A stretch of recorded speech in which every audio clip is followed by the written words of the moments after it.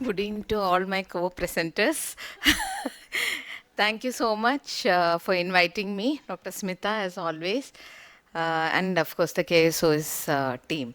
So let's start with the different types of ocular trauma which happens include contusion injuries, penetrating injuries, chemical and thermal burns, and rarely radiation damage also we do see. Now, when we talk about the prevalence of ocular trauma, it is like these are some of the South Indian studies which have happened, which ranges from almost 4% to 7.5% in various studies. Now, hyphema amounts to almost 81% of the presentation, and other presentation include angle recession, iridodialysis, cyclodialysis, iridoschisis, and various posterior segment injuries as well. As we all know, blunt ocular trauma causes a anterior-posterior compression, and there is a posterior displacement. That is why usually you get these rings of trauma injury along this circle. So, when we talk about glaucoma, it can be either early onset or late onset. Early onset is trabeculitis and hyphema, and late onset include other forms of glaucoma like angle recession, ghost cell glaucoma, and lens-associated glaucoma. As you all know, hyphema is one of the commonest presentation. What happens in hyphema? It's basically due to the distortion of the anterior chamber angle, there is rupture of the iris or ciliary body vessels. So usually 1/3 of all the hyphema patients, there is an evidence of increased intraocular pressure. So the reason for the glaucoma is because of the occlusion of the trabecular meshwork by either blood clot, inflammatory cells, or even the erythrocytic debris. So rarely the pupillary block also can happen because of the 8-ball clot which is there. Hyphema, as you all know, there is different gradings of hyphema which ranges from grade 1 to the grade 4 as shown in the picture, the last picture, which is as an 8-ball hyphema. Then you have this microscopic entity also, which is just the circulating RBCs. A thorough evaluation is a must when we do a hyphema case, when we see an hyphema case. Gonioscopy and indirect ophthalmoscopy, there is no hard and fast rule about 1 month. It can be even as early as 2 weeks also, we can do a gonioscopy. Definitely ancillary investigations are mandatory, especially a B scan, some of the bleeding tests and kidney and liver function tests, as we are going to give some drugs which can affect them. And if you suspect any kind of a penetrating object, CT scan orbit has to be done. Always think of some differential diagnosis, whether the patient had pre-existing rubeosis or any kind of malignant neoplasma or juvenile xanthogranuloma, because we have seen these conditions, even a trivial trauma can result in hyphema. So it's important to understand whether the patient had any of these underlying conditions when he or she had the trauma. The commonest complications being corneal blood staining and glaucoma, and other findings being posterior synechia and PAS, and rarely glaucomatous optic atrophy also can happen. Now, the corneal staining usually it depends on the initial state of the endothelium and how much of the trauma has happened to the endothelium and the amount of total hyphema. If it's an 8-ball hyphema, chances of corneal staining is more, and whether there is an increased IOP for a prolonged period. Other associated findings, starting from the lids to the posterior segment, you can have various findings, including vitreous hemorrhage, retinal detachment, and commotio retinae is a very common finding which we see in posterior segment. These are the various presentations which we have seen in our clinic actually, different type of trauma, and which includes penetrating as well as blunt.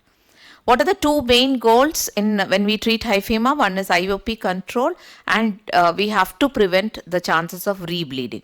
Of course, we have to instruct the patient to have bed rest with head end elevation and use of eye shield.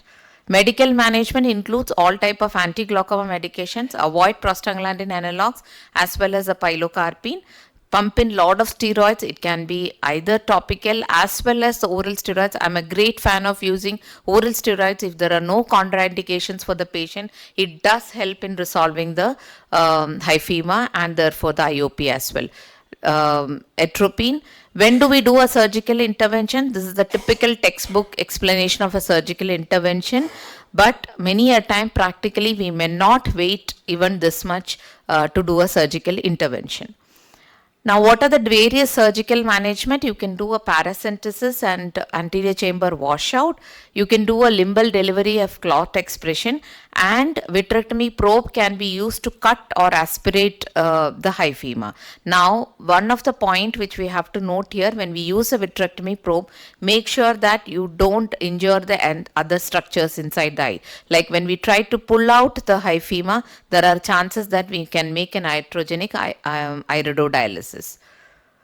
Of course, special issues like sickle cell disease, which may not be extremely common in our practice, this has to be taken care.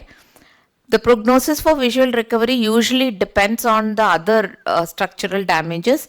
If there is a secondary hemorrhage, again the prognosis is little not so good, and corneal blood staining, and if the patient is already getting into glaucomatous optic nerve damage. The other common entity which we see is angle recession glaucoma, wherein there is a tear between the circular and the longitudinal ciliary muscles. Usually the initial trauma, it creates a proliferative or degenerative changes, and then there is a subsequent scarring of trabecular meshwork leading to ultimate dysfunction of the outflow pathway. Literature says that about 4 to 9% of more than 180-degree angle recession can cause glaucoma.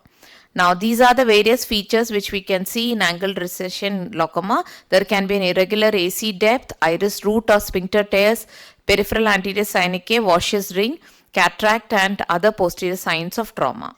This is a typical gonioscopic finding, wherein there is a broadening or a grayish band which is seen in the gonioscopy, which is like a widened ciliary body band. Always try to compare with the other eye to understand whether it's a normal appearance or an angle recession. Of course, medical therapy, ALT has shown 23 to 27% success rate. Rarely we have to plan for a surgery like trabeculectomy with antimetabolites, or sometimes if it's intractable, shunt surgery may be indicated. Other common causes, ghost cell glaucoma, wherein there is an open angle glaucoma. Usually it is following vitreous hemorrhage, wherein we see these khaki colored cells due to the partial loss of hemoglobin. They go and occlude the trabecular meshwork. So usually this is a picture not from my clinic, it's taken because I have personally not really seen this candy stripe sign, but it's a very common explanation which is seen. Medical therapy, and many a time surgical surgery might be indicated like a vitrectomy or a vitreous lavage or an AZ lavage. Lens-associated glaucoma, it is similar like in any other lens-associated glaucoma. Since there is a talk by Dr. Manju, I am not going into the details. It can induce phacomorphic glaucoma, they can have lens particle glaucoma, they can induce phacolytic lens-induced uveitis also. When we talk about penetrating injuries, as soon as a penetrating injury happens, there is an immediate decrease in the intraocular pressure. When the closure happens, there can be a raised intraocular pressure.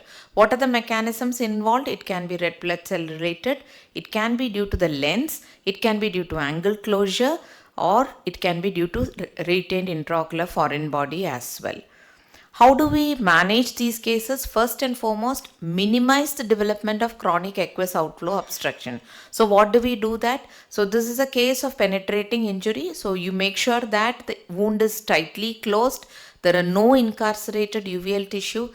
They've made it aphakic. If there is a lens injury, make sure that aspiration of lens is complete and the anterior chamber has to be reformed completely so that peripheral anterior synechiae formation is reduced. Steroids to avoid scarring. Once we make sure that there is no infection involved, steroids have to be given. Anti-glaucoma medications, and sometimes shunt surgery. So this is a patient wherein I have done a trap, but it's almost a flat scarred bleb and the pressures are going up. So we are planning for a shunt with a SFIL. Chemical and thermal burns, usually there can be a rise in IOP due to collagen shrinkage and prostaglandin release. As any other case, avoid cholinergic and PGAs.